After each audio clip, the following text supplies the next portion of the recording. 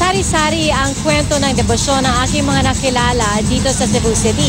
Merong mga matagal ng deboto at meron ding nag-uumpisa pa lang sa kanilang debosyon. Lahat sila naririto para magbigay pugay sa Senyor Santo Niño.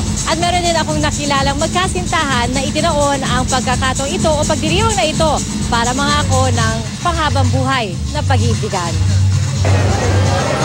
Mahigit 20 taon ng deboto ng Senyor Santo Niño si Mang Ruel Durano, taga Danao, Cebu. Malaki ang kanyang pasasalamat sa Batang Jesus dahil inalayo siya nito noon na minsang malulong sa droga.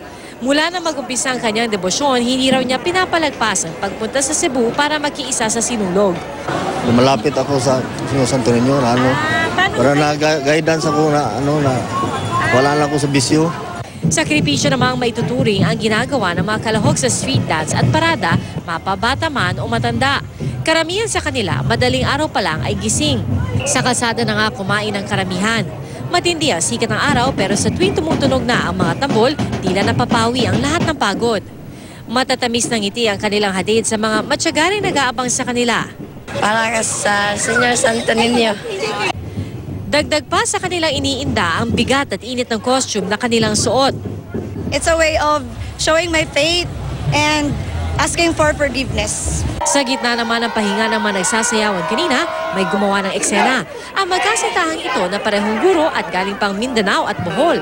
Inalok na ng kasal ni Agresio ang kasintahang si Gref Danica na sumagot naman ng matamis na oo. Ialay rin sa Santo Niño. Oo, sa Santo Niño and also for my father po na meron siyang sakit ngayon na tumor. Para ni sa tanan-tanan. Senyor! Hindi ko po alam yung plano niya. Akala ko picture lang.